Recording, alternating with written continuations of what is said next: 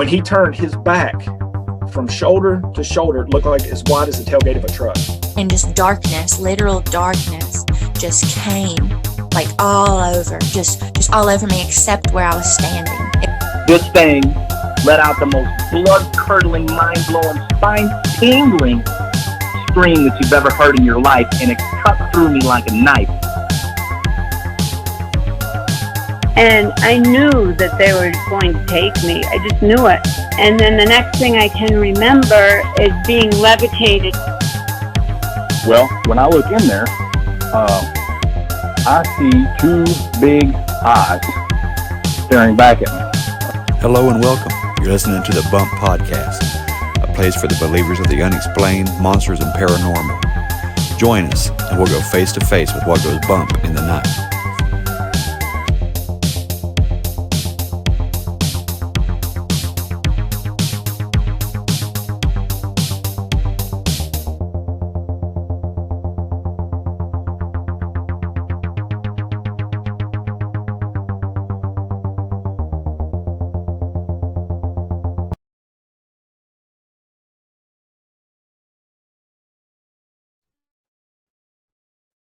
Hey there, believers. I got a great episode for you today.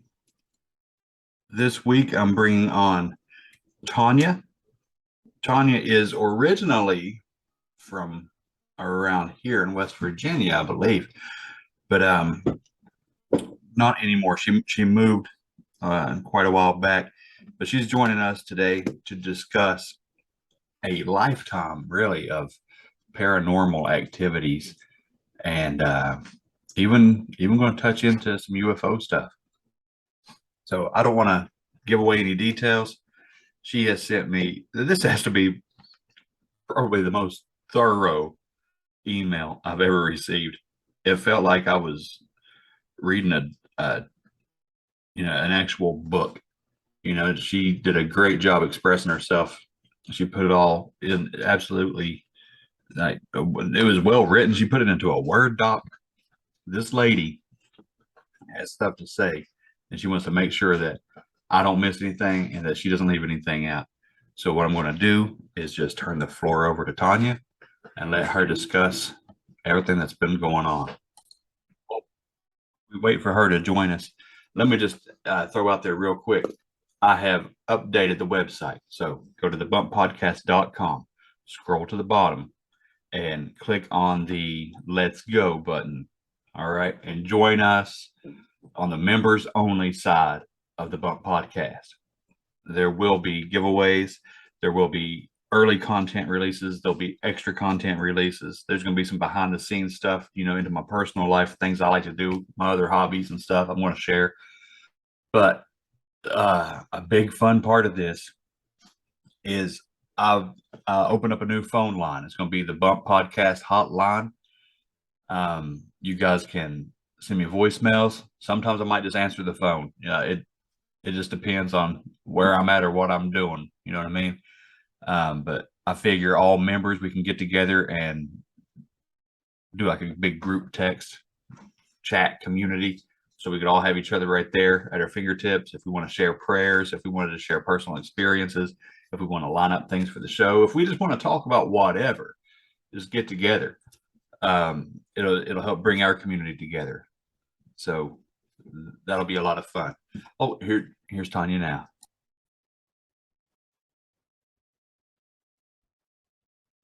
Okay. Did I do it right? Yep.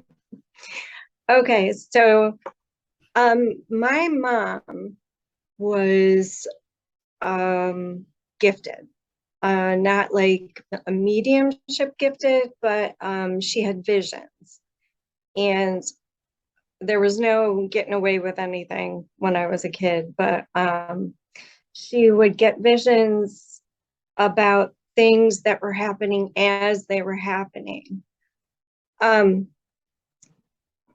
Like example, she had 3 brothers die of heart attacks in the night, and those would come in dreams. So in the dream, she would see her brother waving from a train that was leaving. And when she woke up, she'd know that she was going to get that call that they had passed on. But another thing that happened was one night I was at a party, and you walk in, you greet all your friends, you hug them, and there was one gentleman there that I didn't know, but he was standing in the middle of everybody. And when I went to go hug him, even though I didn't know him, he took his giant hand and he put it over my face and he squished my little face.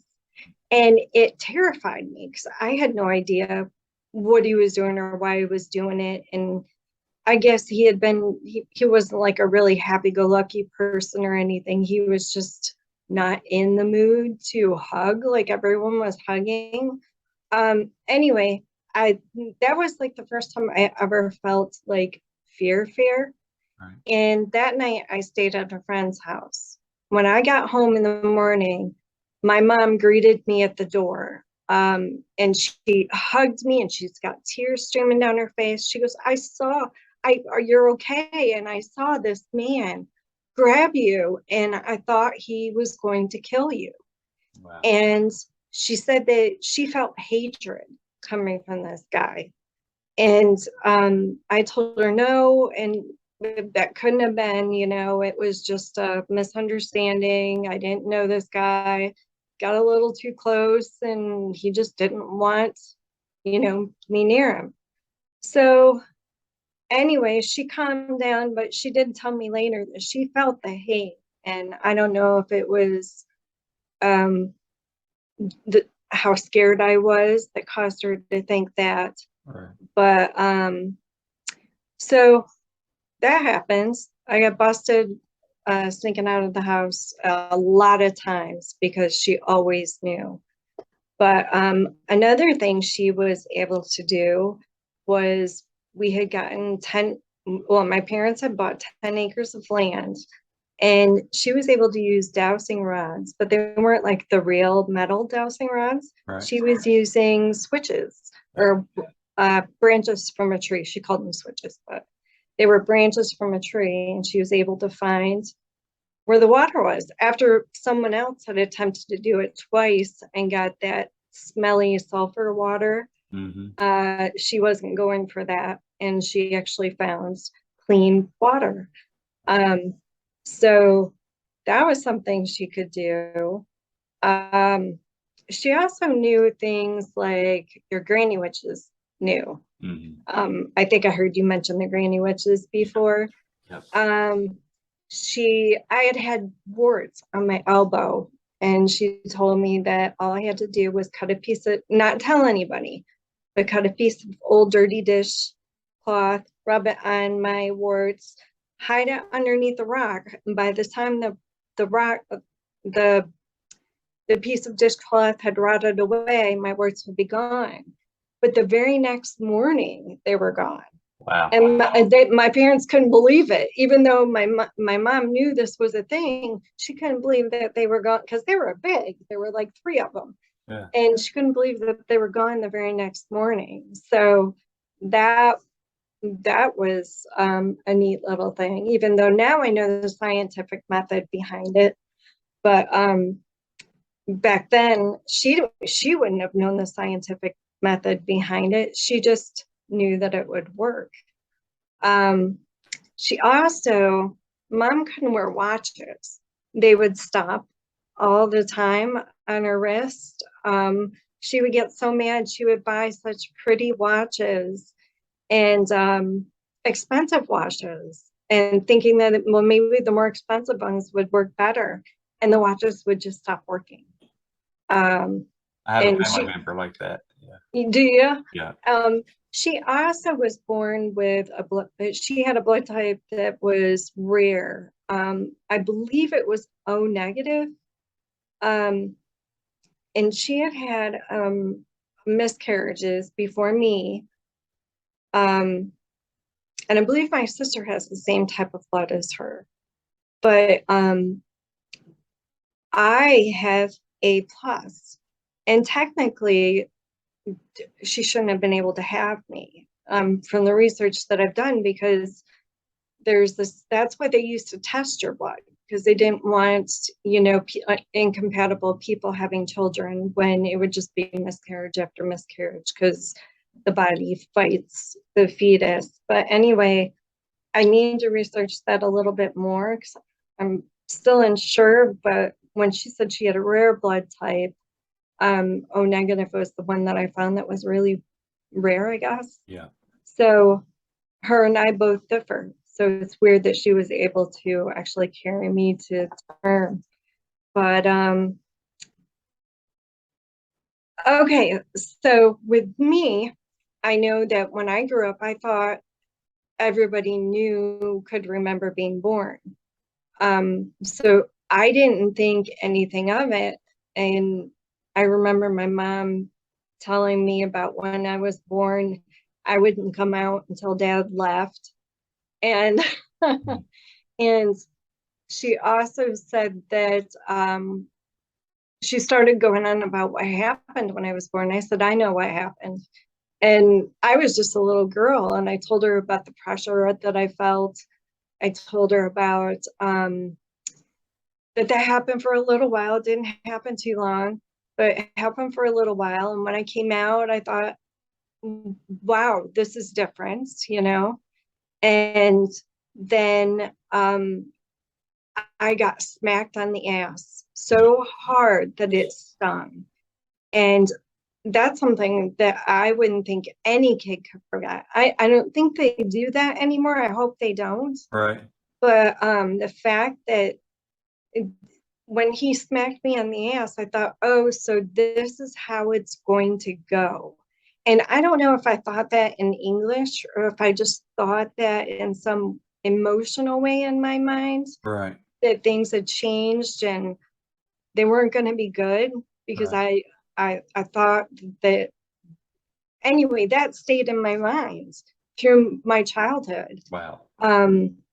I've run into a few people who do remember being born, but it doesn't seem like everybody does. And I was kind of shocked that people don't remember that, because I happen to think we remember changes, like big changes, like when you're moving and a baby is moved from one room to another, Right. that just that the way that I was moved from one house to another, that was a change that I remembered.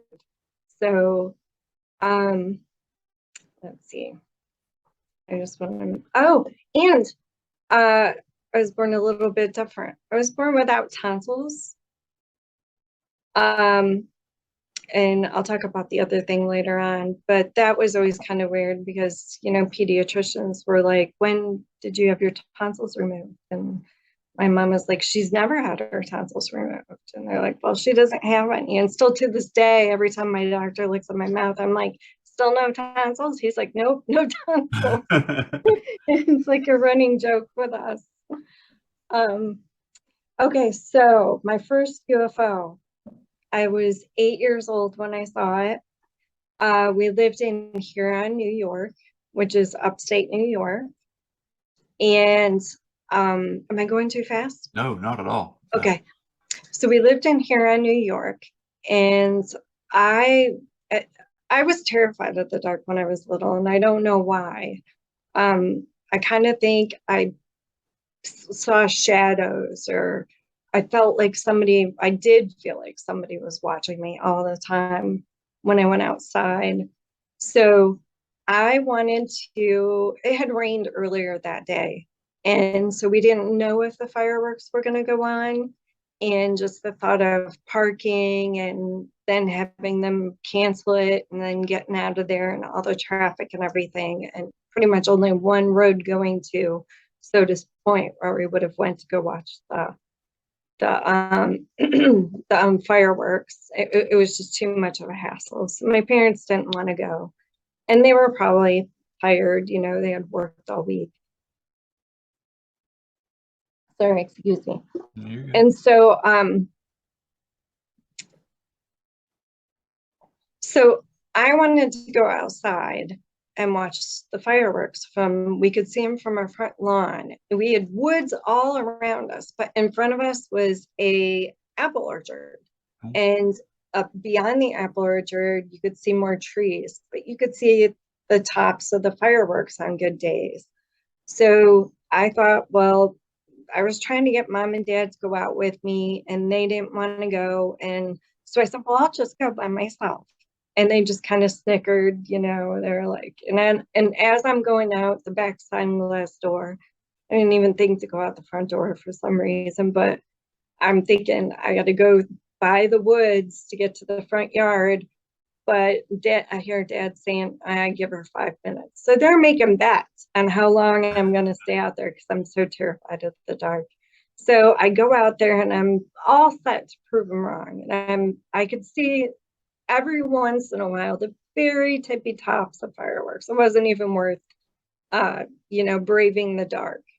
But then I get this feeling like I'm being stared at from above.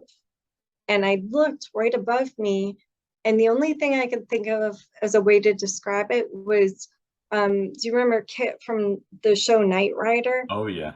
Yeah. Remember the lights on the front of that car that would Yeah. go back and forth? Yeah. That's what was happening way up above me. And I thought, well, this is unusual. And I did think blimp at first, but then it did this really fast zigzag and then took off. And I mean, the zigzag wasn't a small zigzag, it was kind of big. And then when it shot off so fast up and over the house. So I ran in, I tell my parents about it, and they're like, oh, it was just a blimp. And I said, but it moves so fast. And I told them about the zigzag and how it moved. And then my parents started talking about their UFO encounters. And my mom was kind of like, hush, hush, and trying to see if I was paying attention or not. So I had to try to pretend I wasn't paying attention so I could overhear this conversation.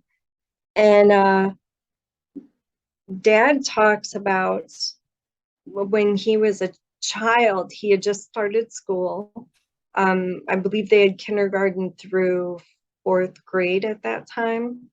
Not very much, but just a little bit. And he talked about getting up, or no, he didn't. In the middle of the night, he was awoken to see little tiny aliens around his bed. And that's right, I did ask him about it. I said, what did they look like? Or no, he didn't tell me about what they looked like till later. I pressed him on that later. But and my mom's like, oh, don't you say stuff like that around her. And but then he said, well, what about the UFO, the flying saucer you saw? And my mom goes on to tell this story about her and her ex-husband. She was in the bathroom and she was doing, number 2. And her ex-husband was outside and he was quite the drinker. And he says, Daddy, come out here and see this UFO or this flying saucer. And my mom she's like, oh, he's drunk again. And she's not wanting to go out. And a little while passes and he goes, Daddy, come out here and see this UFO. And she finally goes out there, and sure enough, there's this really low flying saucer. And she said it was so low, you could feel the heat emitted off of it. And I asked her what color it was, and she said it was red. But she said it was like the sun. So I'm thinking like a red, orange maybe, or it was glowing because it was hot, maybe red because it was hot. But that's only what I could picture in my head. And I asked her if it was moving, and she said it was, but it was moving very slow. And her and her ex-husband watched it until it was gone. So I asked her what she thought about it, and she said she didn't know. She said it's probably just some contraption we have that people don't know about. So that's her way of just pushing, the paranormal away. I call it UFOs and everything paranormal. Right. So that was just her way. And then they started talking about the UFO that a whole bunch of, like hundreds of people saw at a shift change at Xerox. everybody was changing, people were coming in, so the parking lot was packed, and there was this UFO in the sky, and everyone stopped to look at it. Later on the news, they said that it was a gas, a swamp gas. I don't even think we have like swamps in New York. Maybe we do. I don't know. But that's what they said it was on the news. And I think that was it for that. Well, that's pretty intense stuff, though. Both of your parents had a definite UFO Hmm. encounter. You know, it wasn't just spotting a light in the sky. Your dad Yeah. wakes up to having beings in his room, Hmm. and your mom is so close to one she can feel the heat come off the UFO. Hmm. And it's funny because they didn't want to talk about this in front of me, Right. but every time they tried to hush it, something, it seemed like they got excited about it again. So So yeah. do you think, or did they ever say anything about being abducted? Like, Neither of them said anything ever about being abducted. okay. Because it just, Yeah. and you know, a lot of times those memories don't come out unless somebody goes under, you know, some kind of hypnosis or something like that. Because Yeah. these I abducted think memories.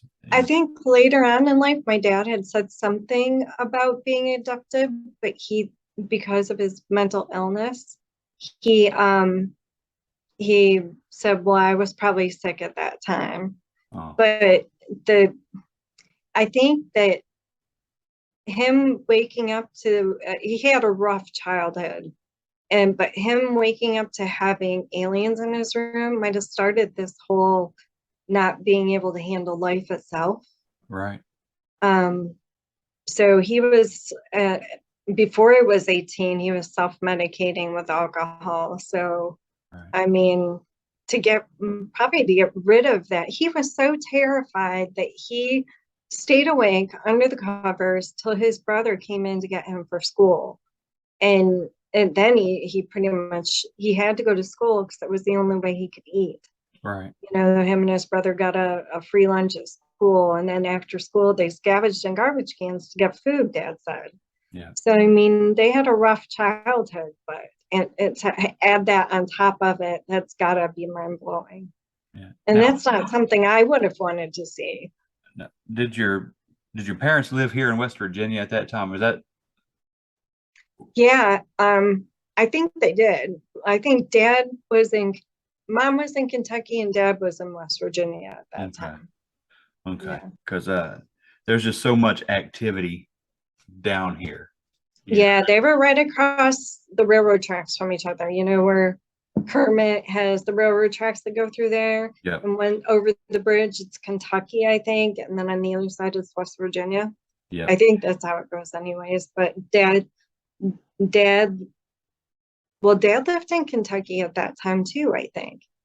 I think they moved around a lot, depending on where they were working and, you know, stuff like that, where the parents were working, grandparents and stuff. So, but I know Mom's family had a house in Kentucky. So I'm just trying to most, I'm trying to keep up and you know think about sorry. where the no, you're doing great. I'm just trying to keep up with like where these events happened. Yeah, well, the Xerox event was in New York. Okay. So, and then the silent flying saucer with Mom and her ex-husband was in North Rose, New York. Okay. So they had already, at that time, they had already moved out of West Virginia. I guess there was no work other than the coal mines, and they wanted to try something different. So they moved up here. But okay, let's move on to me, I guess. Yes, ma'am. Okay. So in 1986, I'm in Huron, New York.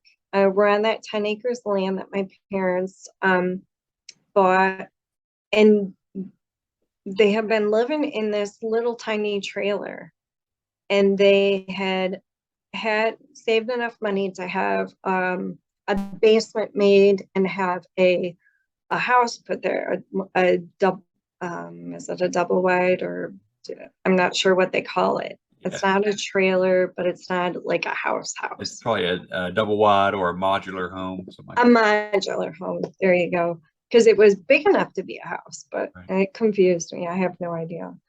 So they had that built there. And this one day I invite a friend over, and they had this beautiful back deck on the back of it. And we decided to lay out in the sun, you know, like little girls do. And little girls. Anyway, so we're laying out there, and I'm too antsy to lay in the sun. I'd like to think I can lay in the sun, but forget it. So I get up to take a shower, and as you walk into our shower, there's like French doors, and I always need to keep at least one of those doors open. But I think both of those doors were open at the time.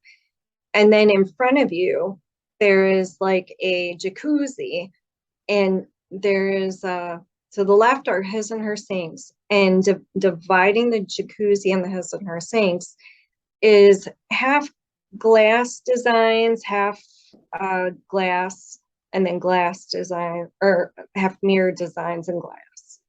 So it's like mirror designs, glass, mirror designs, glass. And then there was a skylight that made it pretty bright in there. And then off to the right, there's a stand-up shower with a beveled glass door. Mm-hmm. And so I left everything open because I get claustrophobic when it gets steamy. So I just went in there to take a shower. I'm just putting shampoo in my hair. And I see this blonde girl walk in the bathroom, and the sun is shining down on her blonde curls, which I'm confused of because my friend outside has straight blonde hair. The sun is shining down on her curls. She's wearing a white long sleeve nightgown. And I'm trying to look at her face, but I can't really see the face detail because of the bevel on the glass. So she walks back to the his and her sinks. So now I can't see her because the divider's in the way. So I'm thinking that's my friend somehow in a nightgown with curly hair. And she's going to play a trick on me by pouring cold water over me, because we were always playing tricks on each other. So I keep my eyes open the whole time I'm taking a shower. I'm just hurrying, taking a shower as fast as I can. And I grab my towel when I'm done, and I go and I look.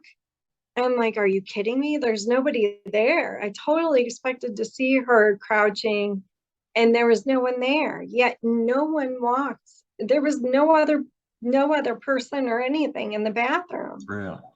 So I'm confused at this point. Yeah. I'm still not scared. I'm still not thinking, I'm thinking the only thing it can be is the ghost, but she didn't look at me, and she didn't seem to try to scare me. So I was so confused. Like, who is this girl? All right. Can I ask you a question real quick? I hate to interrupt you like this. No. Go ahead. And it might be a goofy question, but is there somebody like in the house with you right now, like that just walked by a minute ago, like while you were talking? No. Because directly behind you, I see a series of mirrors, right? And I'm not joking.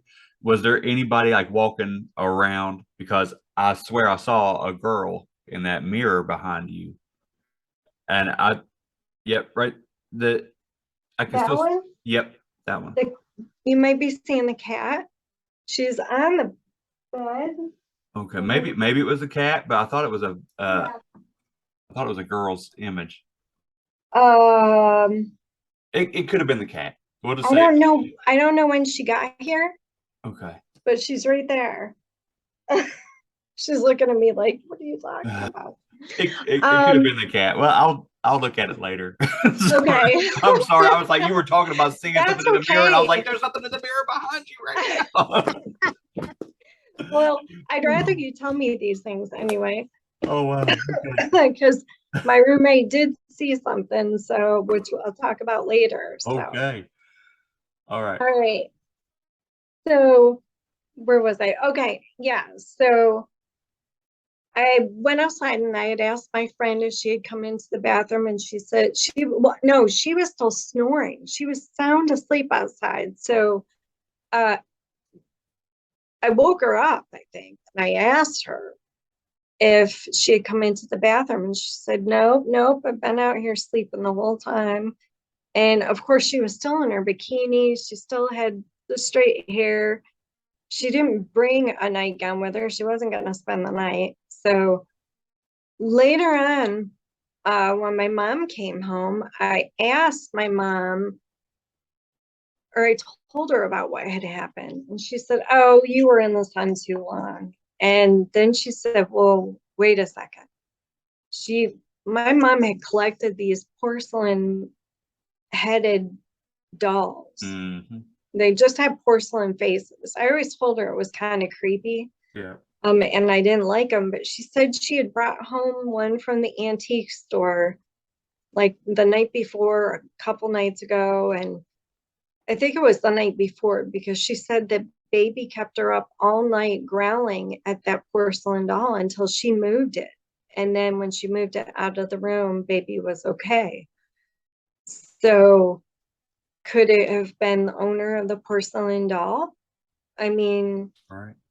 I don't know, but that got my mom thinking, and she got rid of it. Mm. So, Well, did everything stop after that? Nope. well, not really. So this whole time I'm still terrified of the dark. Like when I have to go outside for anything, I run. If my parents want me to go to the mailbox, I run. If they want me to go out and get something out of the car, go to the garage for something, I would run, because I always felt like as soon as I walked out the door, I felt like eyes were on me. And I didn't know if it was something that I made up in my head, which I'll tell you later. I realized that it wasn't something I made up in my head, because other places don't feel like that. Yep. So when I was in this is some of the hardest stuff. When I was in high school, things weren't exactly easy. And when I was in ninth grade, my father had become so mentally abusive that I wanted to commit suicide. And I cried and cried one night. It had gotten so bad I was sleeping with a knife under my pillow, because I was afraid, like, because he would come in and he would yell about things that didn't have anything to do with me. He was being paranoid at the time, saying that mom was cheating on him. And of course, my mom was always a sweetheart. I don't think she would ever do anything like that. And anyway, I told him I was too young to even know these things. Like, I didn't want to know. And that made him even madder.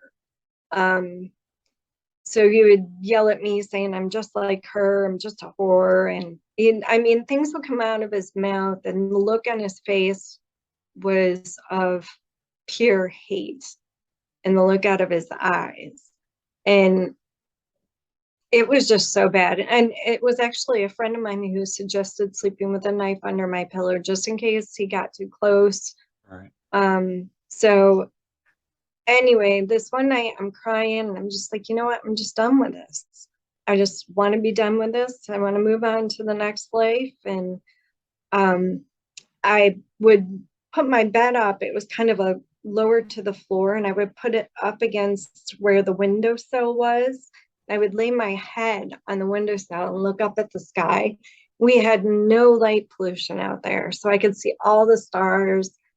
And this night I was crying, blowing my nose, wiping my eyes, looking at the stars. And I'm like, please just let me know if there's something else out there. And all of a sudden I see like somebody shined a huge, powerful flashlight down from the sky. And it was so bright. And I was like, did I just see that? Wow. And I thought to myself, maybe I should ask one more time, just in case. So I said, is this my sign that there's actually going to be something else to this? And right then and there, again, this bright, beautiful light, just like a flashlight, white, pure white, shining down on what appeared to be just me. Do you know what I mean? Like, Yeah. so it made me feel better. Like I was actually able to go on. Thank God. So, and I knew that there was something more to life than just what we see. Right. So, and because of seeing the ghost, mom talking about UFOs, dad talking about aliens in his bed or in his bedroom.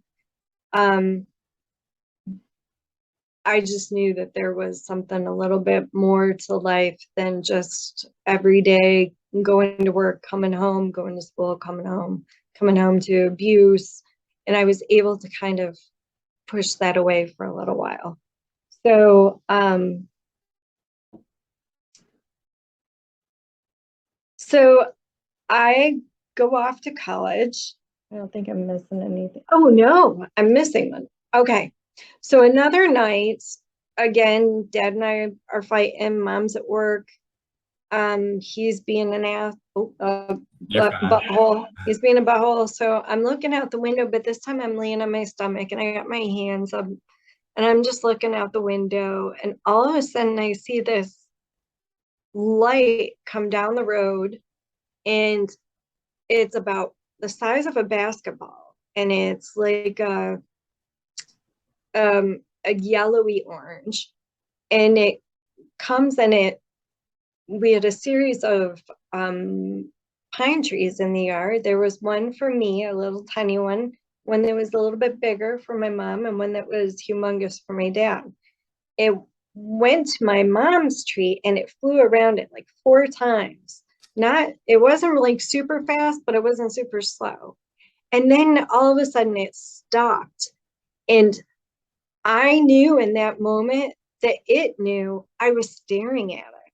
Like I totally had this feeling like a deer in headlights. Yeah. And it came straight for me so fast that I threw the covers over my head and I ducked. And when it didn't hit the window, I peeked back up and I just peeked up high enough to see the glow of it go up and over the house. And I didn't get a good feeling about this. Oh. Like when it had stopped for that second or two, I had a feeling that it wasn't good. But that was it. But so now I know that there's something good out there and I know there's something bad out there. Yes. So, but I didn't know how bad it could get. So then I go off to college and I'm in a girls' dorm. And you know, all the paranormal stuff that you hear people say about dorms, Yeah. it's true. Because the girls would talk amongst themselves about paranormal stuff. And then I would hear stuff here and there, but nothing ever happened in mine and Kathy's room. So we were kind of happy about that. We were like, okay, yeah, we got the I know haunted room. But one morning, I feel something sit on my bed and, you know, the bed depresses. So you wake up and you fully expect someone to be there. Well, when I wake up, I see Kathy standing with one of our friends and they're whispering back and forth. And I said, Kathy, what you need? And she said, oh, did someone just sit on your bed? That was the first thing she said. And I'm like, yeah. Was it you? She's like, it wasn't me, but it happened to me yesterday or the day before or something like that. She said it just happened. Wow.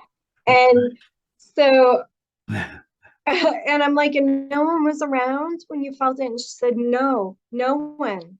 And she said she felt the bed go down and everything. I'm like, I did too. It was just so weird. But other than weird things, like I had jewelry come up missing in the dorm, and we used to lock our door. So either someone would come in when I was sleeping and steal something, or things would just disappear. So I think the ghosts liked jewelry. Oh, I guarantee it. And, It's something to trick you with. yeah, and sitting on your bed, which they never gave it back to me, but I'm still asking. Yeah, I did a whole episode on there. It's actually, she's my dad's girlfriend, but when they met, she was a house mother at a sorority in WVU. Oh, And talk about haunted. She had so many stories that I'd let her have a full episode just talking about things that happened there. like upports and apports and stuff like that. Yeah, Like it was stuff just come up missing and showing up stuff and missing, whole like potted plants, like house plants moving, full body apparitions, like crazy stuff went on there. But yeah, it was it's like one of my first season episodes. It's fun. It's a good one. I'm gonna have to look at it. It's a good one. Okay. So I think the next thing is my mom decides to take an early retirement to Florida because she has lupus. She's starting to feel really bad and she's unable to work. And of course, dad hadn't been working for a long time. So we moved to Lake Wales, Florida, which is right in the center of Florida. I'm leaving work. Oh,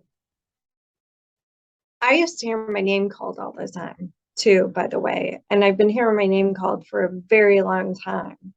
And I like this is a good, like, I remember hearing my name called in a crowd of people, which I know that can happen to a lot of people, but this is a really good example of how it actually sounds. I was going to work really early in the mall one day. And what I did was I would open up the store, and I'd like to be there before other people opened up their stores. I just like to get in and get ahead of the game. All right. And I'm walking in, and the only other people there are probably janitors, and they haven't even started doing the floors yet. So I'm walking in, and I'm walking through the food court, and I hear somebody say, Tanya. And it sounded like they were right behind me, like they could just grab me on the shoulder and turn me around. So I said what before I even turned around, and there was nobody there. But I fully expected to see someone right there, and it was loud and reverberated with what I thought was the mall, but it could have been in my head, like telepathy wise. Right. But I'll get to that. I have something else that kind of relates to that. I think I'm going out of order of that. Okay, so we're in Florida. I'm working at the mall, and I'm picking up a friend of mine. He lives close by, so I'm going to drop him off at his house. And he yells at me, Tanya, pull over. And of course, so I pull over thinking, what's wrong? What's wrong? And he's like, look. We look up in the sky, and now the sun is starting to set, but there are what appear to be 3 balls of light, one in front and 2 behind that.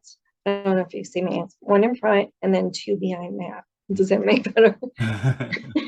And they are as bright as the sun, but it looks like, aside from being as bright as the sun, it does look like there is like it's made of diamonds, or it's beveled like the old light switches on old pickup trucks. Like, remember how that was beveled? It might still be beveled, I don't know, but it beveled, and it looked like that. I'm gonna paint it one day, but I just don't know how to go about it yet. But it was brilliant. And then after watching it for a little while, we drove for a little ways, and we get to his house, and we're outside watching it. And as we're outside watching it, they go away one at a time. And as they go away, they're going up and away, like fast. Yeah. They were gone in no time, one at a time, up and away. So I get home and I'm telling my mom about that. And my friend said he was going to call around to see if there were any explanations. Like he was going to call I don't know, like the army bases or something nearby and see. And I think he called somebody and they said, oh, those are just projections. Well, they clearly weren't projections by the way that they moved away, Right. unless, I mean, I guess they could do that, but in that bright, I just don't know. But when I got home, I had called a friend of mine and I said, we just saw UFOs. And he's like, we did too. We just pulled over too. They were on the thruway and they pulled over so that they could all get out. And he said there were so many people who saw these. Wow. So we were in Lake Wales, which is the middle of Florida. They were in Port St. Lucie, which is on the east coast of Florida. So it's just weird that we could see them and they could see them too. But I thought that was very interesting. That is very interesting. There's been so many UFO encounters and sightings and activity in your life. I know. And there's been Uh-huh. others, but they've happened at night. I've only seen the lights or seen the light emitted, and I'm not either. I didn't see them for very long, or I tried using my phone to get one and it was gone before I could get it on the phone. And then I've tried seeing them through my phone and I couldn't see it through the phone, but I could see it with my naked eye. And so I've given up because I'd rather be able to see it than go to get my phone and miss it. Yeah, just enjoy the moment. Yeah. So after that, my parents have a house built in Northport, Florida. And this is a little bit different. My mother's dog, Baby, dies. And she's sad. And that night, she retires to her room. And I'm sleeping on the couch.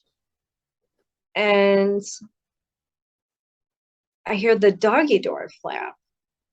And I'm thinking we never put the doggy door back in.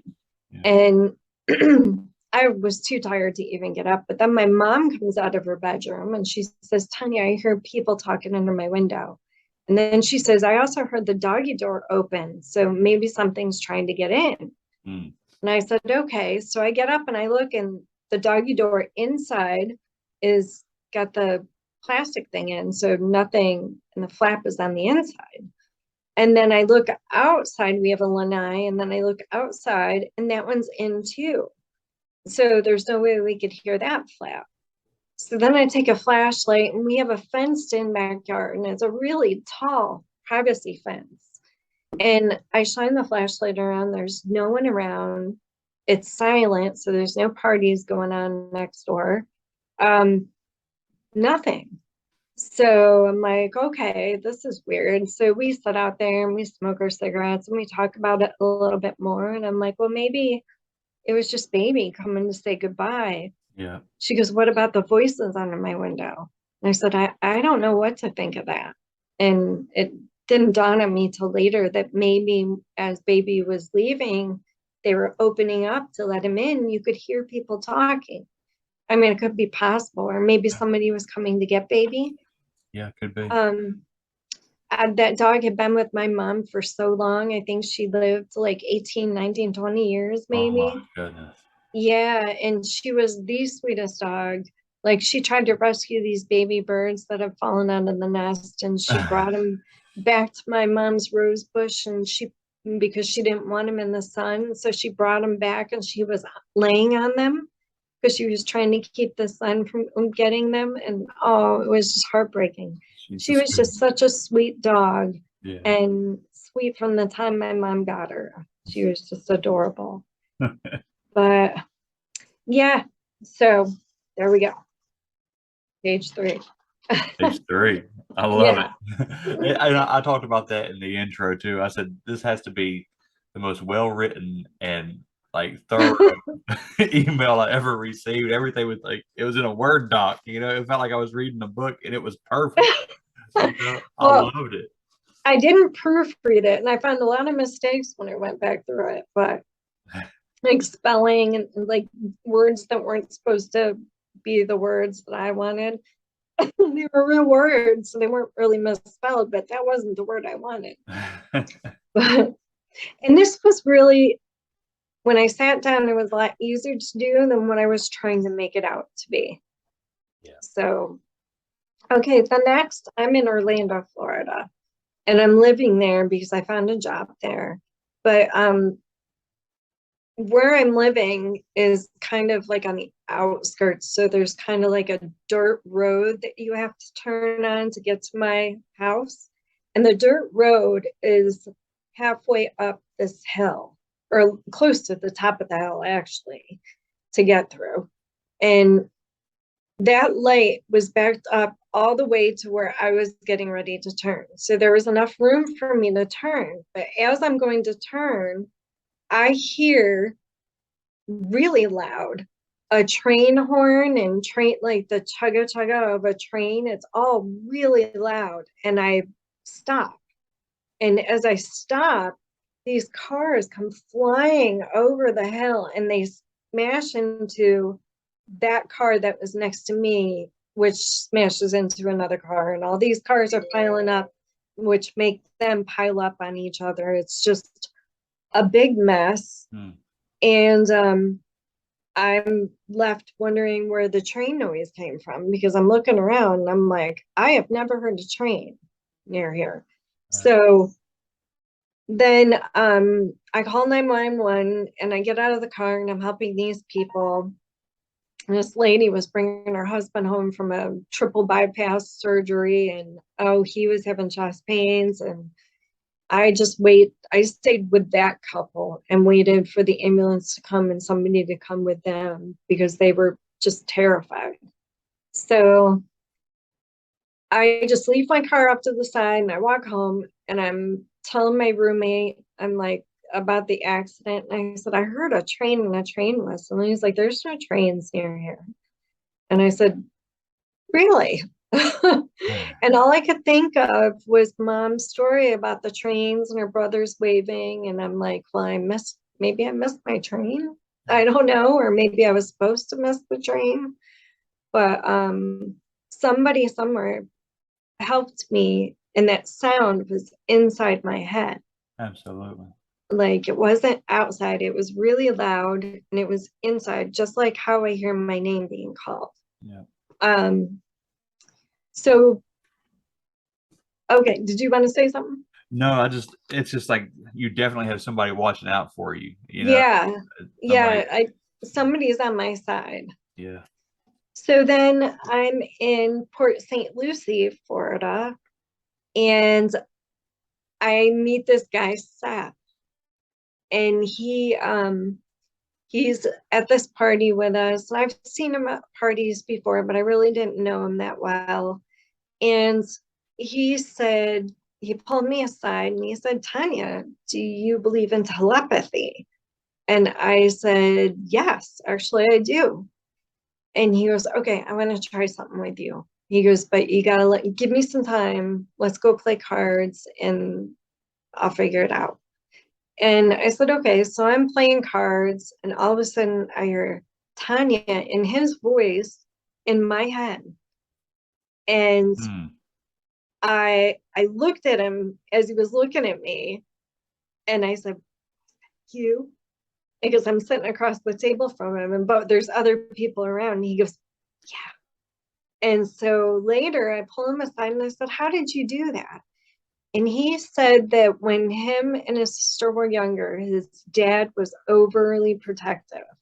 And they would get into trouble so bad that he would banish her to one side of the house in her bedroom and him to the other in his bedroom.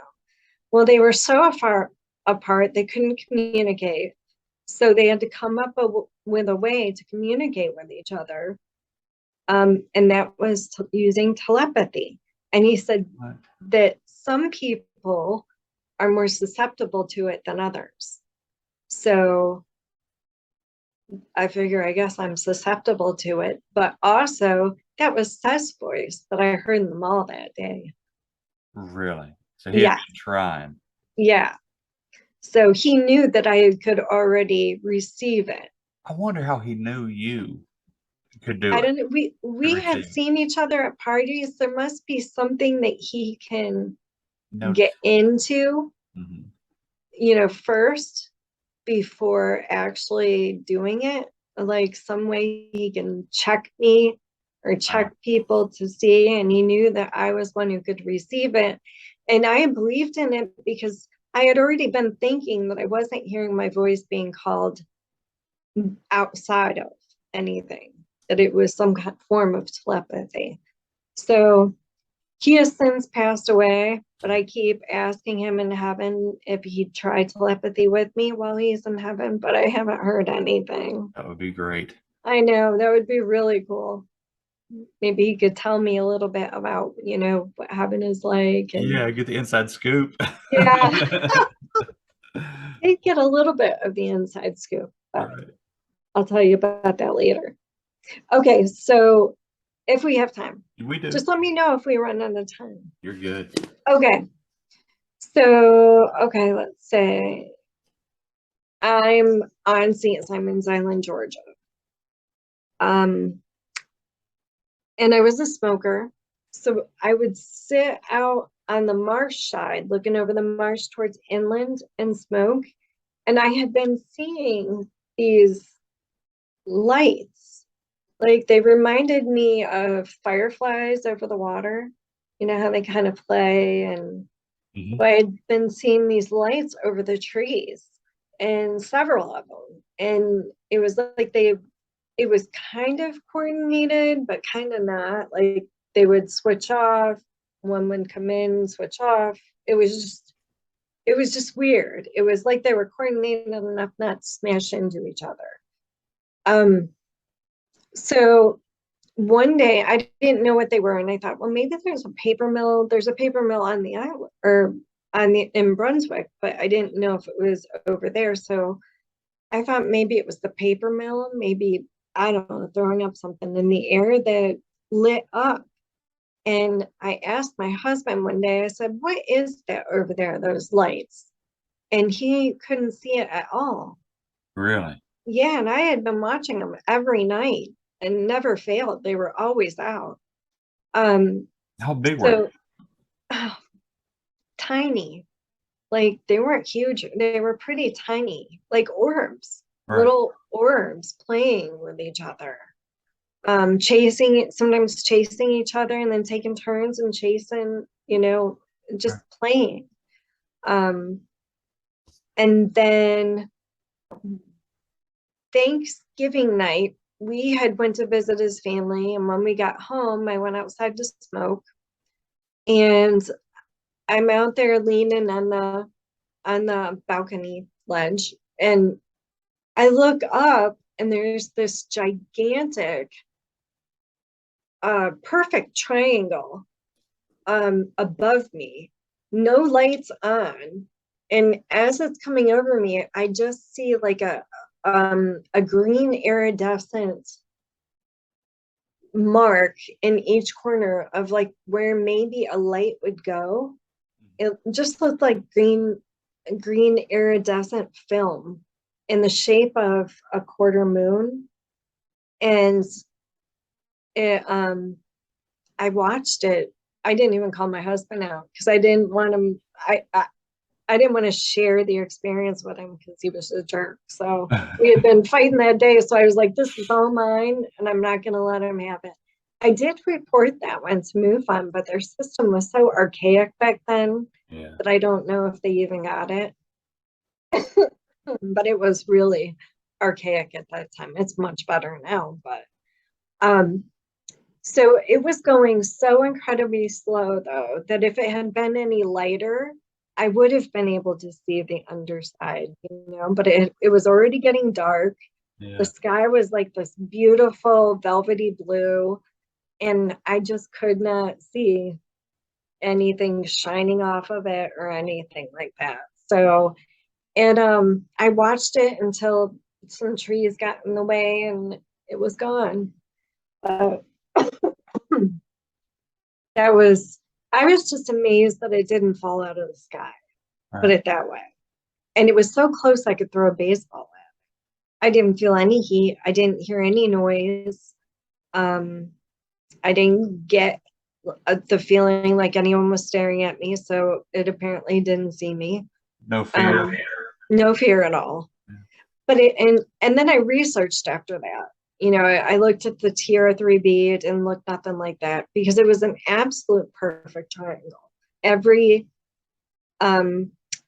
side was equal, and the TR3B has one side that's shorter, the back side. So, and then, like I said, I didn't really see anything, any seams or anything around the edge. But then again, it was dark. I think there was a full moon that night, but it was way over on the other side. So I didn't get to do that. If only I had thought of grabbing a flashlight. But so that was Simon's Island, Georgia. Funny enough, though, when I was in Florida, I ran into a kid who said, "Oh, you used to live on St. Simon's Island. Did you ever see the UFOs?" And I said, "Which ones are you talking about?" And he goes, "The ones that fly over on the other side of the marsh towards the inland."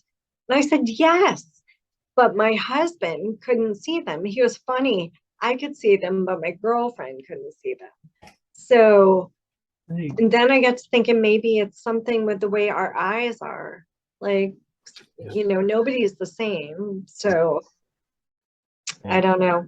Yeah, because you know how limited our spectrum of vision is, right? Yes. The spectrum of color that we can see. It could be Yeah. it could be a thing where, you know, just like color blindness, you know, maybe you could catch certain illuminations that others can't see. That's Yeah. very interesting.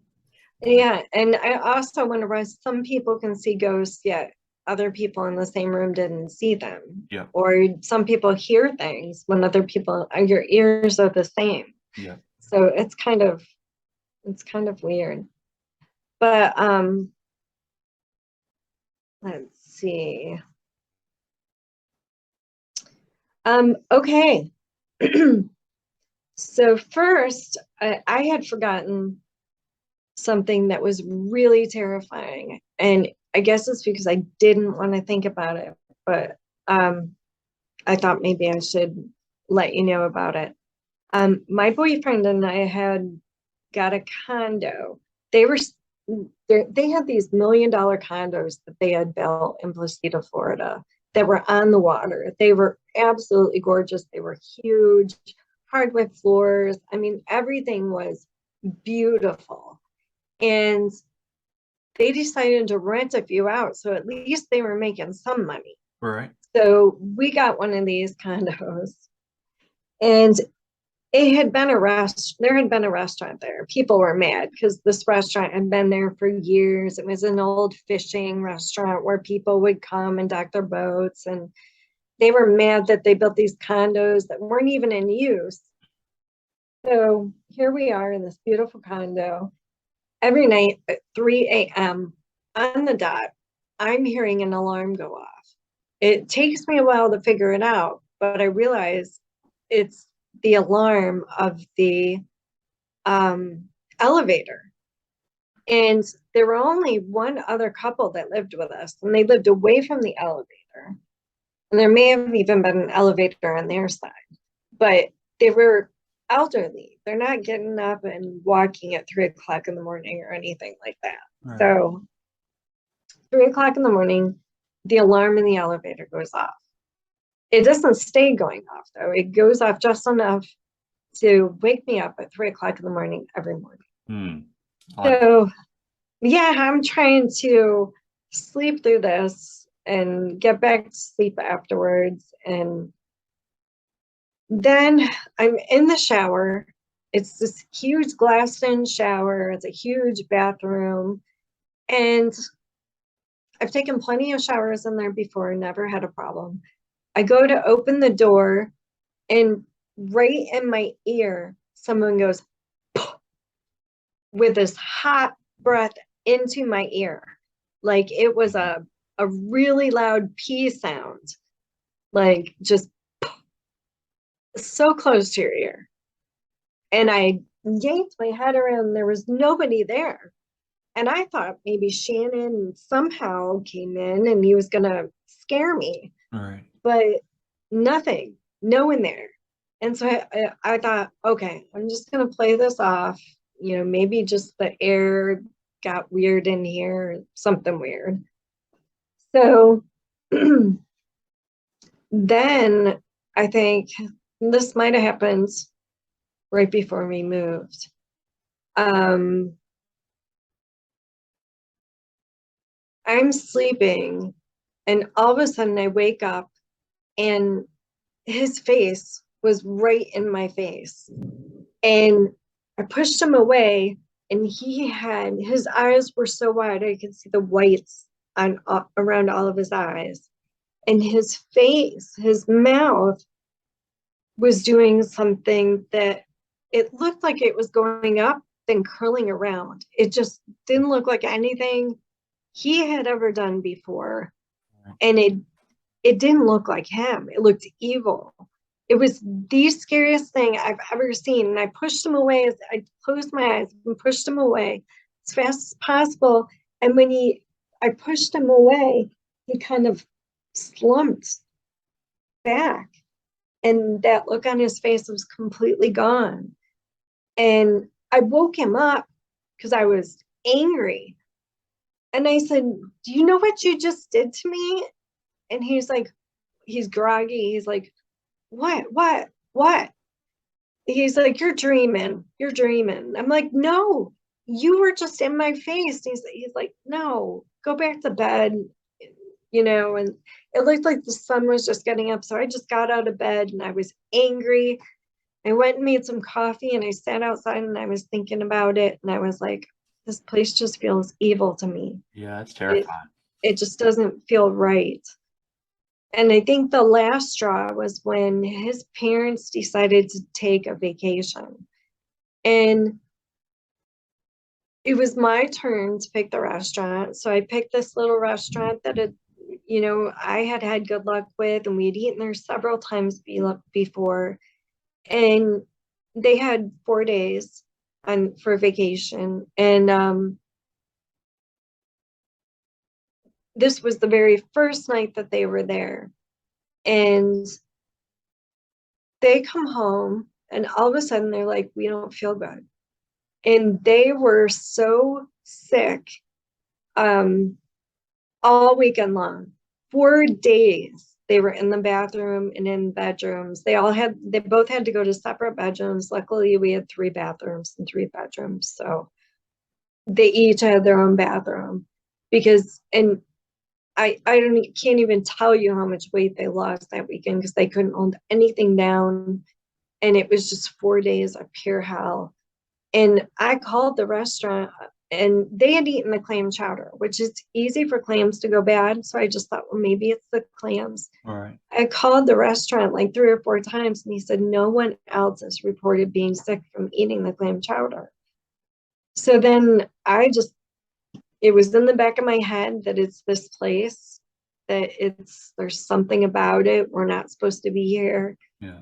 So we left. We got a house.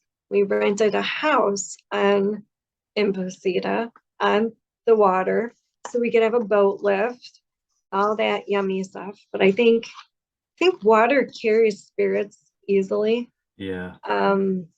So you're in for it, So we get this house and it for the first night we wake up in the middle of the night hearing the sliding glass doors open and close. And the dog's alert too. He heard it too. So we have this Belgian Shepherd dog who is like a great guard dog. And he is alerted as well. So he's like, you go look. And I'm like, no, you go look and take your dog. And he was like, well, all 3 go look. I'm like, oh my God. So all three of us go around and check the doors, and they're all locked. There's no sliders open. This house had like 1, 2, 3, 4, 5 sets of sliders going into the pool area. Yeah. And it was a big open concept. So you can hear when the doors open. You can't really hear much outside of the house of anything that's going on. Because other people had said, well, maybe it's someone else's sliders. I'm like, no way, not the way this place is built. And so every night we would wake up in the middle of the night to the sliders opening. And so every night we would get up and check the sliders. And we did that for a good week. And then after that, I just started laughing when it would happen. And we wouldn't even check. Right. And it happened for about a month probably. And then it just stopped. No more sounds of sliders opening. Nothing. So I think we waited it out. Yeah, it sounds like Yeah. it couldn't get on your nerves, so it gave up. Yes. But then the craziest thing that I don't think is bad. I don't know what it was. I usually sleep on my back, but for whatever reason, I was sleeping on my stomach. I might have had sunburn or something on my back, and I got my face pointed away from the bedroom down a hallway towards another bedroom and where the master bath is. And it's a huge bedroom. And we just have a bed and a dresser in there. And there's all this room in there, like enough room to fit like 50 people or probably. So I wake up and I'm noticing that it's brighter in the room than it should be, like really bright. We don't have a light in that room that even shines that bright. Wow. So I grab my glasses off the dresser, I throw them in and I flip over, and right in front of me is this, the only thing I can describe it is an energy. I wasn't feeling anything off of it. I don't understand it. It was round, and it was undulating, and it was different shades of blues and greens. So it was giving off like a bright aqua light, and bright aqua and white light actually. And down in one quarter, part of it was like a little bit thicker, and you could see like more detail of it. And it was sparkly just in that one area. And you could see the wall through the center of it. It was probably about 4 feet wide, 4 feet tall. And it was moving. It was like going around this way, and they were moving around each other. And the only thing I can relate it to, or have you ever seen like the types of knots people make? Yeah. There's like I think it's the 4 knot. I'm not sure now. Anyway, that's kind of what it looked like. But I had enough time to sit there and look around to see if there was any possible way something could project an image into the bedroom. Right. But nothing made sense. It wasn't coming from the TV. It wasn't coming from anything through this little tiny window that was in there. Nothing. So then I thought, well, maybe I should wake up my boyfriend. So I put my hand on his arm, and then I thought, no, he's going to get scared, and he's going to, scream and scare it away. And then I looked down at the dog who was to my left, and he's sound asleep. And I'm like, why is he sleeping? Wouldn't he, be alerted to any change? There's gigantic dog ears and, Right. But he was sound asleep. So I sat there, and I didn't have my phone on my dresser, and I wouldn't have grabbed it anyways, I don't think, because I didn't want to do anything that would make it leave. It was really beautiful. And I kept hearing "stay calm" in my mind. And so I watched it until it finally dissipated. But I just kept hearing stay calm, and I was calm. I felt so calm, like overly calm. Right. But it wasn't making any sounds. I didn't feel any heat off of it. Like I didn't feel any electricity off of it. Yeah. It was just different, but it was beautiful. So I've tried to do more research on it.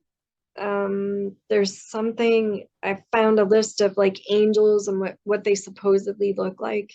Right. And there was one in there that kind of maybe might have been it, but it looked like it had fire coming out of the middle. And I'm like, well, that's not it.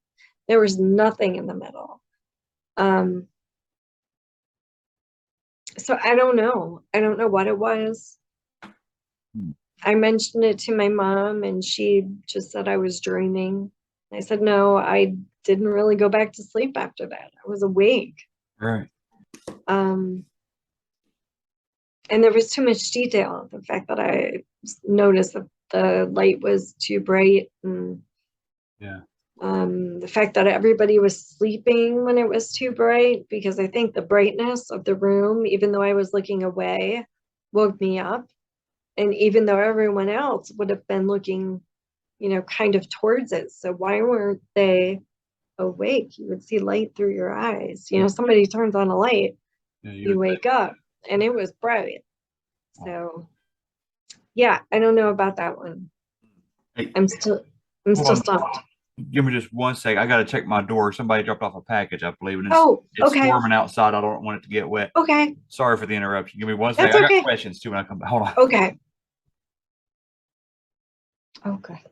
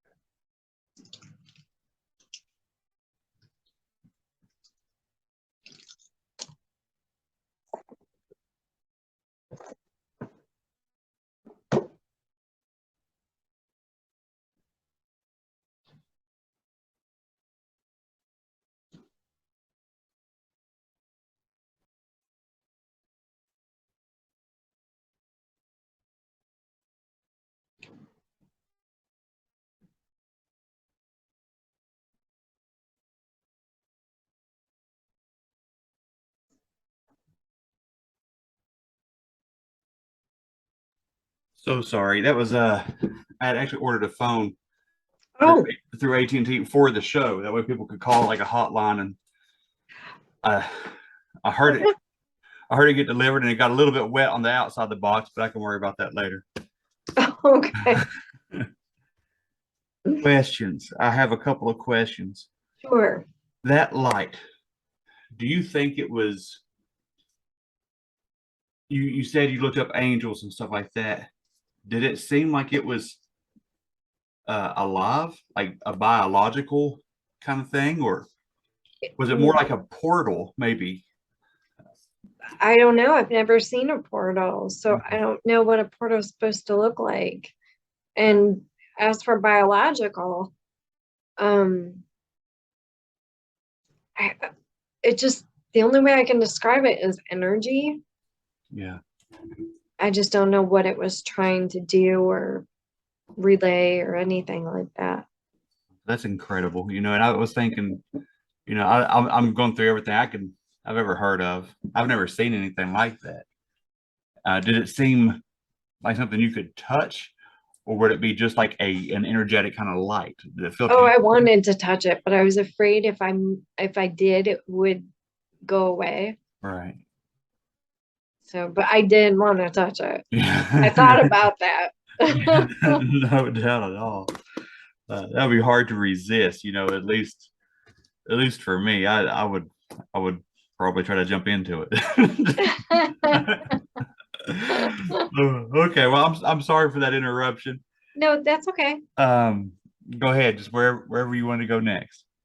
Okay, so might have been it for there. Indians did live on that land prior, though. Did they?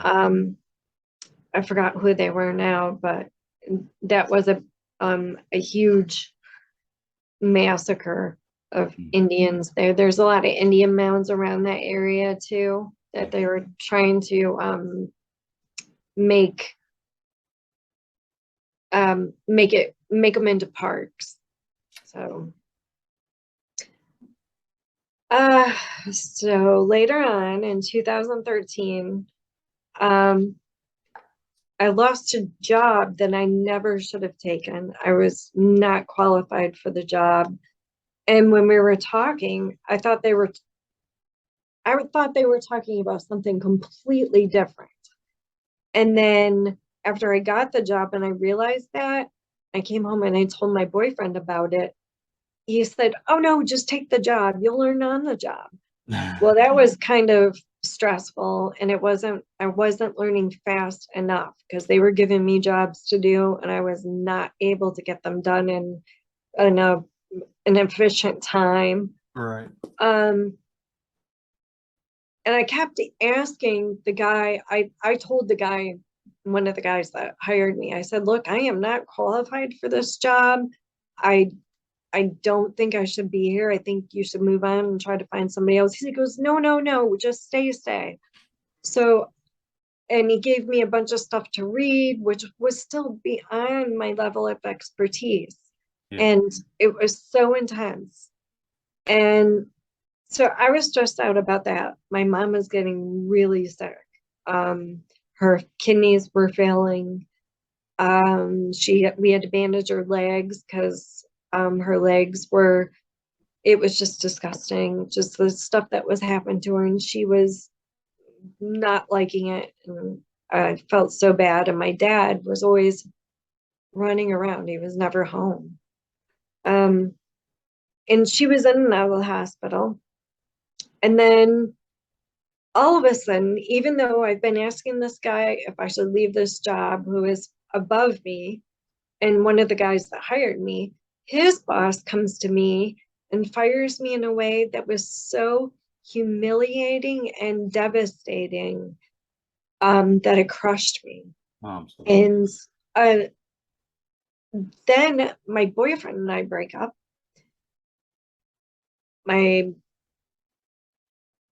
Because of my mom being so sick and my dad being an ass, and me just, dad was making it harder on my mom. He would complain about me being there. After my boyfriend and I broke up, I said, "You know what, screw it. Now I am going to commit suicide because there is nowhere to go now." So I did. But I think what happened was my dad talked my mom into thinking I was on drugs, and I OD'd on drugs. And the fact that I had been being treated for facet joint syndrome for a while, so I was on painkillers. But my mom was one of those people who was so against taking anything that you can get addicted to. right. And I may have been overdoing them because I was trying to be at work at 5 o'clock. I was trying to work late till late at night. And I need like 12 hours of sleep. I'm like a 9 to 12 hour a sleep needed person, or I got sick. Yeah. But I was trying to do all this stuff, see chiropractors at the same time. So I may have been overdoing it, but I didn't. After I tried to commit suicide, the cops that came to the house, my dad and them got my mom thinking that I was on Molly. Well, I didn't even know what Molly was at that time. Right. I knew it as ecstasy when it was in my day. Yeah. But I had no idea what Molly was. And I'm like, "What are you talking about?" She goes, "You know what I'm talking about." And I'm like, "No, actually, I don't." And she didn't know any other name for it. So I was totally confused. But when I had been in the hospital after the suicide attempt, it was just weird because I don't remember like the next 6 days. And then I end up in this place where I feel so bad for kids these days that do get mixed up and drugs and suicide attempts, because the place that I was at, it was about, I'd say 50 degrees in there. It was so cold. Yeah. And they wouldn't let you keep blankets around you. I mean, it was so cold, people were shivering. And then there were people in there. So there were kids in there who seemed perfectly fine to me. They just had a rough patch. Then there were people in there that were like in their 40s or 50s or maybe even older. They had long beards, scraggly hair. They were peeing and shitting themselves. Oops, sorry. You're fine. Pooping. And it just seemed like they were just throwing people in these places, no matter what category you fit in. Yeah. So when they told me I shouldn't have been there, I called my mom and I said, can someone come and get me, because it's freezing in here and they're telling me I shouldn't be here. And my mom says, no, I think you need to be there a little longer. And I thought, oh my God, my mom has given up on me. And I'm like, and so my world turned into an even bigger hell after that than it was before that. It was just horrible. So finally, when I do get out of there and I get home, my mom isn't acting the same. She's saying things. My mom was always a sweet, sweet woman. Everybody loves my mom. Daddy's always the life of the party. Right. She was saying things that would hurt my feelings, and that wasn't like my mom at all. I was trying to ask her, if I needed to go, if Dad was making it just too hard for her. And she was like, no. But then she's like, don't you think you should go move in with your friend in New York? And so I did. I just left her and moved. And when I did, I came up here and all my friends were very nice and openly receiving of me coming here. Right. And then Mom didn't want to talk to me on the phone. Things got kind of sad. She didn't want to talk to me on the phone. She said, why don't you just call once a month or once every other month? And we were like best friends. When I didn't live there, we would talk on the phone every single day. And then Dad would call me and say, Mom just had a stroke and it's all your fault. And it was just horrible. And I knew it wasn't all my fault. I knew that, he was probably getting on her nerves a lot more than she let on. He was probably making it hard. He was probably complaining about me. And he was known, I found out actually a lot after he passed away. He had hung out with this pastor in Virginia. And when I met the pastor, he was a great guy. And then I called him to let him know that Dad had passed away. And he said, you are so much sweeter than what your dad made you out to be. He made you out to be this awful, conniving person. And I was so hurt. And I knew, because my dad wasn't all there towards the end, and he would call me thinking I was my uncle, and he would complain about me, saying that I was good for nothing and blah, blah, blah. But then when I would call him and I would try to do my best, we were trying to get him up here in a place that was nearby to help take care of him, because he needed a feeding tube and everything. We wanted nothing but the best for him, but he made it so difficult. And it was just so hard. Yeah. But after this suicide attempt, I go through all this crap, and then my dad dies. First my mom dies, and then my dad dies a couple of years later. The day actually, I'm missing something very important. I wasn't around when my mom died. So Dad had called me and said, your mom's not doing so well. Could you fly down? And I said, yes, of course, I'll be there tomorrow.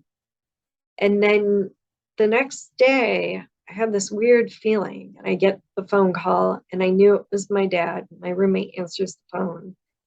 And immediately before I even grab the phone, I get this feeling of love that I have never felt before. I mean, it's beyond words. And while Mom was alive, we had watched this TV show about near-death experiences, and a lot of them had said that when they were asked what was heaven like, and they said it was love that you can't even comprehend. Well, that was exactly what I felt. So I felt like Mom was like opening up and saying, hey, Tanya, this is what heaven's like. It's real. It's here. Yes. And it was unbelievable. And that feeling, even though I was crying and I was so upset and hurt about everything that had happened, I felt that love all day. I mean, the entire day, I kept thinking it's going to go away, but I felt it all day. And the next morning when it was gone, I was so sad, but I knew it wasn't going to last forever. But I got a glimpse that not everybody gets to see. Right. So, and I think maybe, remember Mom seeing the hand on my face? She felt my fears. She felt the guy's hatred. Yes. I think that connection might have allowed me to connect to her when the day she died. So it was just really nice. That is, that's beautiful. Yeah. So after that, we're still in Webster. I'm standing outside smoking, as always, and I see a golf ball size green orb of light. And there's woods behind my apartment, and then right here next to me is our patio, a covered patio. And you can see down there, and it's coming towards me. And as it gets to right past me, it's got this tail that looks like a ribbon behind it. And as it gets to right past me, it stops and it waits for the ribbon to catch up, and then it just blinks out. And I was just amazed. I'd never seen a green one before. No. I've seen white ones. I've meditated on love and God and things like that. And I've opened my eyes to seeing faint white orbs, pretty big, like about this big, flying, like playing with each other in my room. And they don't last long, but they're there. And it's kind of neat.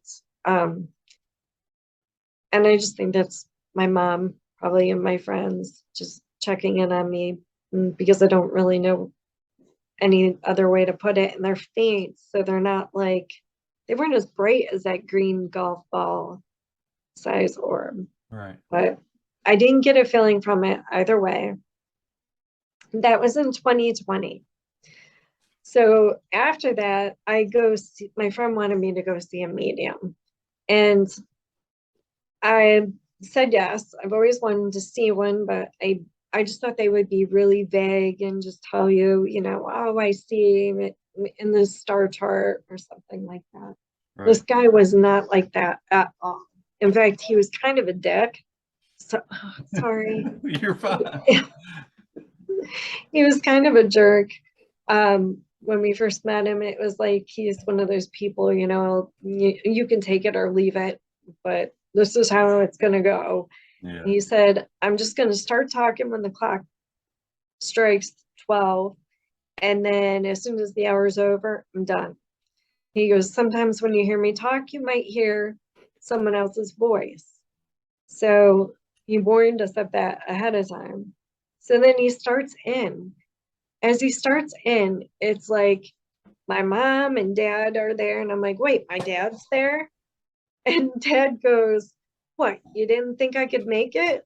And I said, no. And it was almost like I was talking to Dad Yeah. by the way the guy was talking. Wow. And then he said, I had to go to purgatory for a while before they would let me see Ma. And it was just the way he would say it and everything. And I was like, wow, that wasn't a very long of a purgatory. But then I know that time isn't the same for them as it is for us. Right. Yeah. Time's just a construct, right? Yeah. So for him, he was probably in purgatory quite a while. Right. So anyways, I was happy that he ended up there. So he must be a good person after all. And probably not sick anymore. So that's good. And Mom was happy, but she was very mad at things the family had done, leaving me out of the will, taking advantage of her when she was sick. She said she said she had, it wasn't dementia, it was something else. Kind of like dementia. Like Alzheimer's. I don't know. She had a word for it. She called it something else, and I can't think of it. Mhm. But it is something where you kind of lose your mind, you get a little paranoid, and you think that people are out to get you. So anyway, she apologized, and she said, had I known what Dad did to me, that she would have killed him. So I guess it's a good thing she didn't know. Wow. His dad would tell me, if you say anything to your mom, I'll make life worse for you. Well, I didn't want life any worse. So Right. I think I might have hinted to her sometimes, but I didn't really tell her. So she apologized and said she would have killed him. I know. Right there in heaven, she's saying I would have killed him.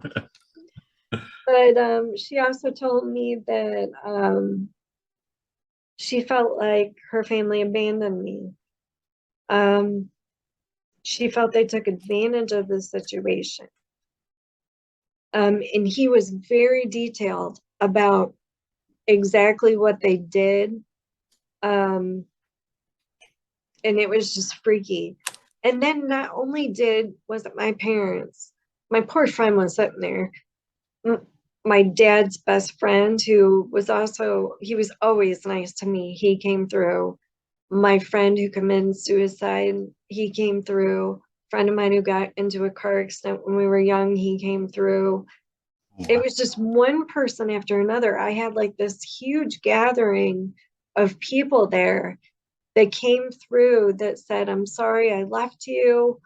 I committed suicide because I was hearing voices that weren't my own, blah, blah, blah. I mean, it was just details that there's no way this guy would have known. We didn't say names. He would sometimes say names that weren't quite right, and I would say it, and then he would go on.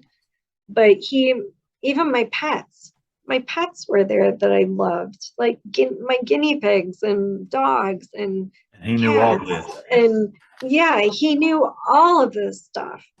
And it was just, he just talked nonstop until he couldn't talk anymore. And the hour was up, and he talked so fast. He had all of this out, and he had managed to get details in there for everyone. That's incredible. Yeah. And we thought one person had come through for my friend, and she's like, I don't know why they would come through for me. Why? That's my friend's son. But then when we got home, I realized it was my Uncle Mel. So I never did tell her, though. Because I felt bad. She goes, I'll never go to him again, or I'll never take you with me. Well, I'll never go again because it made me feel better about everything that happens. And so I'm glad that I went. But had I read his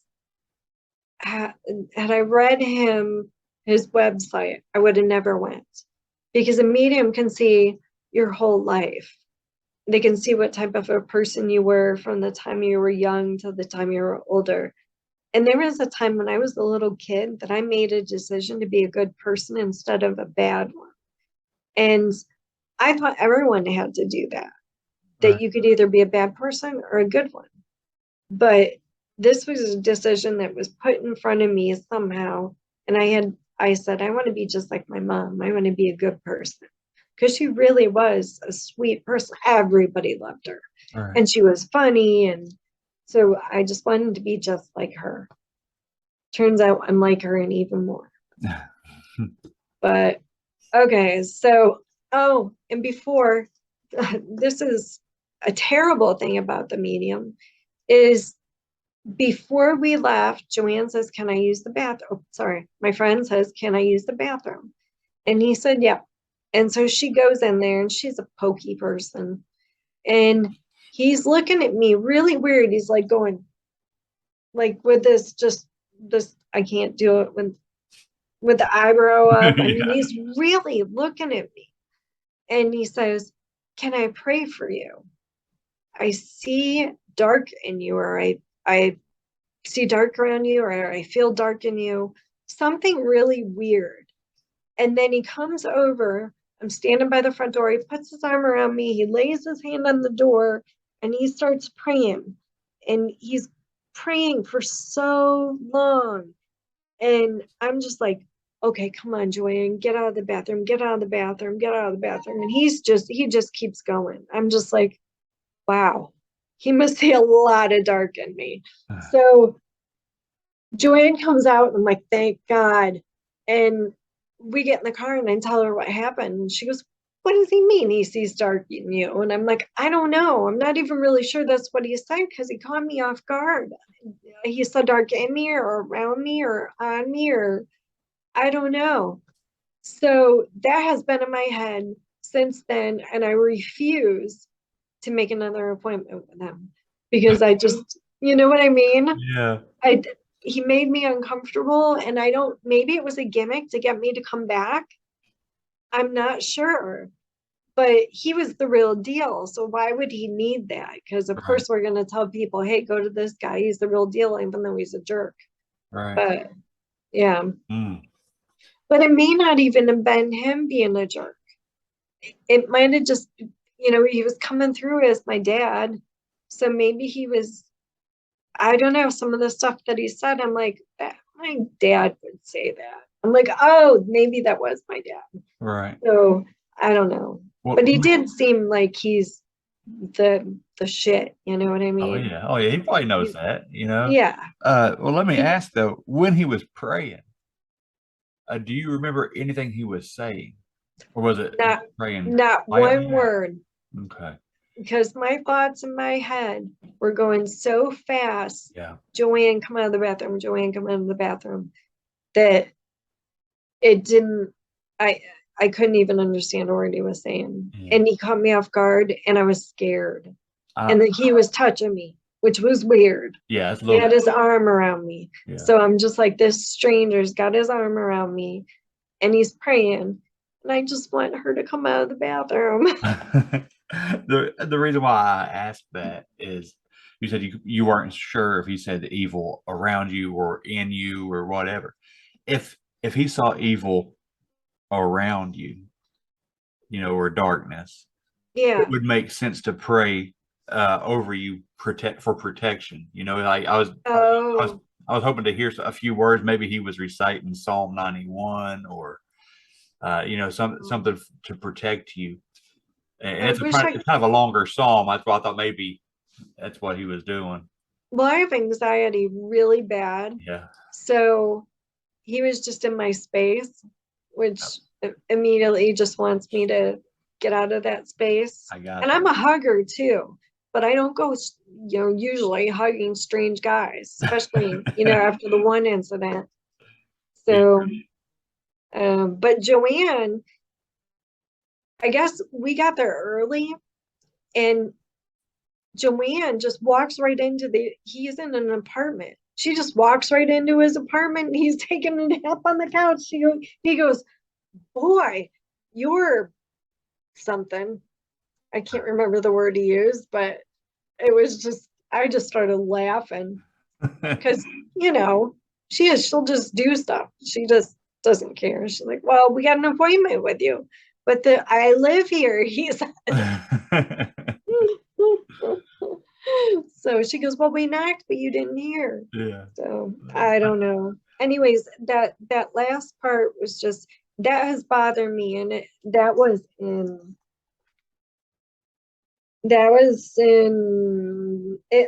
think it actually might have been before 2020 when we went to the medium. So I've been thinking about this for this long. It still bothers me to this day. Right. So, will you see me? Do you see dark around me? I do not see dark around you, but Okay. I'm not a medium. Well, I just want to know what I'm up against. Okay, any more questions? 'Cause I got more. Nope. You go. Okay. For it. Okay, so we're talking 2020, 2021. So I am outside smoking once again. I'm looking up at the moon and it's daytime. And you know how you see the moon out there Yeah. when it's daytime up in Yeah. the sky? And it was absolutely beautiful, picture perfect. I wish I had something to take a picture of it.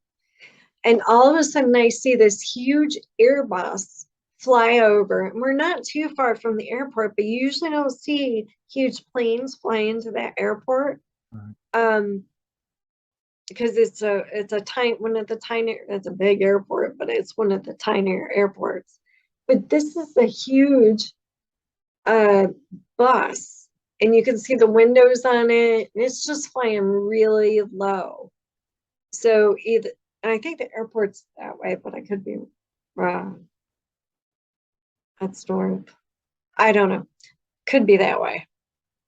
More towards that way. So it was probably just taken off, maybe, is what I was thinking. But then as I see the plane fly over, I'm still looking up and I see this silver UFO Wow. that's like half the size of the plane flying faster than the plane was. It was like it was trying to catch up to the plane. Right. And the sun was glinting off of it. Like maybe there was a seam on it somewhere, but I wasn't sure. It was definitely spinning because you could see the glint every half a second or so. And it was going in the same direction as the airplane. And unfortunately, there's trees right here. So after I lost the airplane and after I lost it, I don't know what happened. The next weekend, I decided to report that to MUFON because that didn't sit right with me. Right. So maybe it was even a couple of weekends after. I don't know. It was long enough for me to not know if it was a Saturday or a Sunday, but I gave them the time. It was around like 10:20 because of where the sun was at in the sky. It was still over there. So it was still morning. And he says, well, the only plane, Airbus, that was flying from someplace, Chicago O'Hare to Europe somewhere. And it wasn't flying at a low altitude. And I'm like, then that wasn't the plane. And I'm like, I don't usually see planes flying at a low altitude unless they're coming into the airport, or leaving the airport, and they're swinging around. But and I never see planes that big. Right.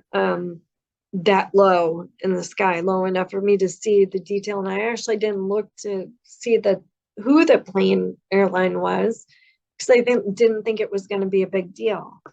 So, but then I got to thinking maybe it wasn't happening in real time. Do you know what I mean? Maybe it was happening in another lifetime or in another location and I was just seeing it. Yeah. I don't know. I mean, strange things happen, but the whole fact that plane was flying so low over here was strange. So, yeah. And would they have reported that they need to fly lower to get away from a UFO? I mean, yeah. Yeah, I don't. If they did, they wouldn't tell us about it. I know. You know? Yeah, true. So they would have never said that the plane descended to what, 10,000 feet, 9,000, or even 5,000 feet. It was low. So yeah, I don't know. I haven't seen anything like it since then. So I know for a fact they don't fly over here though. Right.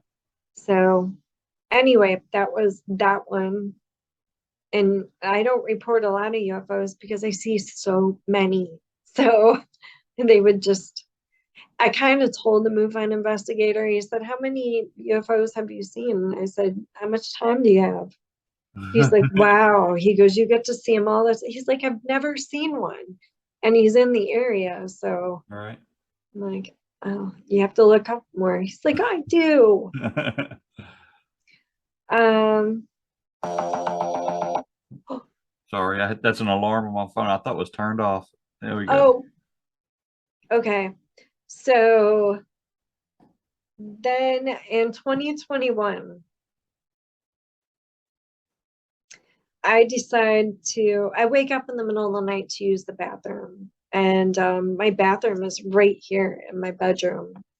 And I'm in there and I see this thick, white, stringy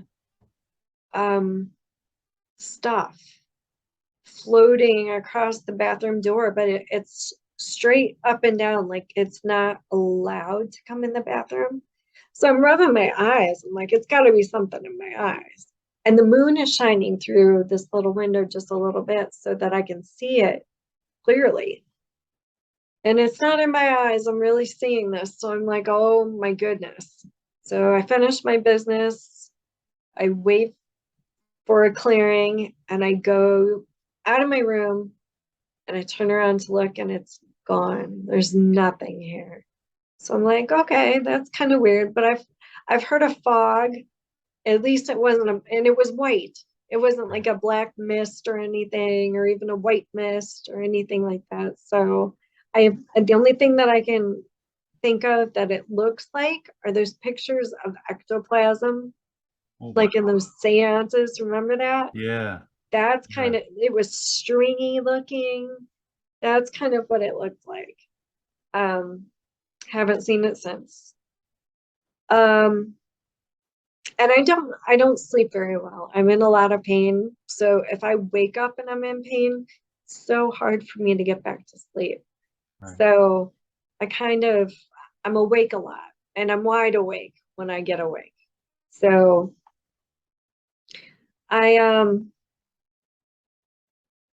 after that, I decided to take a vacation to Alaska where my friends live. And my friend really wanted to see a UFO. And I was there for about 2 weeks. And I'd go out while he was sleeping. He worked during the day. I'd go out while he was sleeping and look around. It really didn't get dark at that time. The sun would go around the mountains and so it would just, sometimes it would get kind of dusk when it was behind a mountain. Yeah. But then the sun was out again in 20 minutes. So it was really cool. I would be up almost all night and they would be sleeping. But so one of the last nights that I was there, I said, let's go out and look for a UFO. I just had a feeling. So we went outside, and just like the one that I saw at the very beginning, the one that kept me going, the one that gave me a reason to live, that one showed itself. Wow. And yeah, and he's out there and he's like, well, and I said, he goes, I knew he was going to ask too. He says, what's the difference between that and a satellite? Because it was so bright, Right. It's like, what's the difference between that and a satellite? I said, right there. And I knew where it was going to be. I didn't even have to look. And he turns around and he looks. He's like, oh, yeah, that's a satellite, definitely. And then he looks back again and he's like, is it going to do it again? And I said, sure. And it does it right then. And I'm like, I knew. Wow. And he was so happy. He goes, we can go in now. I'm happy now. I've seen a UFO. But I felt so cool because I knew the series of events before they were going to happen. Right. And that has never happened to me ever. Yeah. So I thought that was really neat It is. because it made me feel good because I was able to show him. Yeah. But I have another friend who has never seen anything, but he's too busy. And I don't know if he'll take the time out to do it. He wants to go camping, so maybe I'll take him camping. I'll take him camping. He actually has to take me camping, but he's got to take time off of work and set aside time to actually look Yeah. and, be proactive about it, That's it. So let's see. I have more, just a couple more, I think. Okay. Yeah. So after I get home from Alaska, things get even weirder. So I'm outside and I'm looking up at what I think is a star. I'm walking my dog and it looks like a star, but all of a sudden it just gets big. So it's way bigger than a star, way brighter than a star. And I knew it wasn't a star. And it jutted off and I didn't think about it. And then we had to walk, there's like a little bit of woods in our trail. And then I walked by the trail and I could hear this clicking. They like call and response from one side of the trail to the other. And nothing else, no other bugs, no nothing. It was like we were in this vacuum tube. All right. And I felt kind of eerie. And we walk and I look up and I see that same light. And I'm thinking, my dog stops. My dog even looks up. And we're both looking. And both of us ran to the rest of the way to my apartment. Mm. So when I get in the apartment, I'm like, well, they can't all be good. I just put it out of my mind. I forget about it. I don't know if it was this night or the next night because I didn't, like I said, I had put that odd clicking and that odd eerie feeling out of my head. But when I went to bed that night, or I think it's that night anyway, I'm laying there and I hear like the energy in the room shift and I'm thinking it's the dog or the cat and they both sleep with me. So I was expecting them to come in and get in bed with me and no cat, no dog. Mm. And I'm like, this is really weird. So my eyes are shut and I decide to open them. When I open them, there's something in the peripheral of my vision.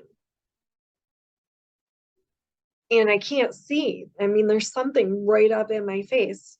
So my hands are up my sides and I'm afraid to move them. So I push my head back into the pillow. And as I do that, this porcelain mask backs away from me really super slow. Mm. And the moonlight is shining through my window and it's shining on the forehead and the cheekbone. And I'm at that time, I'm relaxing just enough to where I just want to study it. I'm like, this is incredible. I've never seen anything like this before. Right. But it looked like a solid porcelain mask, but there was nothing behind it. There's no eyes, there's no nothing. And as I'm looking at it, it backs into the dark corner of my room. And as it backs into the darkness, the darkness swallows it up. It doesn't there's nothing weird, uneven about it. It's like in a horror movie. Yes. But I wasn't scared, but it just looked like the effects of like a horror movie. And I was just like, what are you?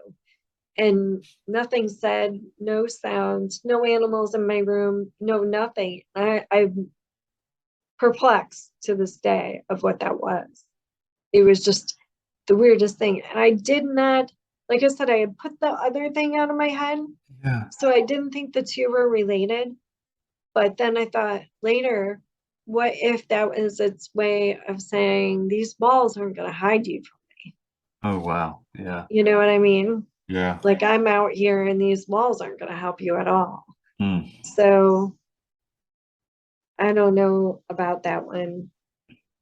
But I've heard of other people's stories of where they were sitting in their bed and they had the window open and this entity tried to get inside him.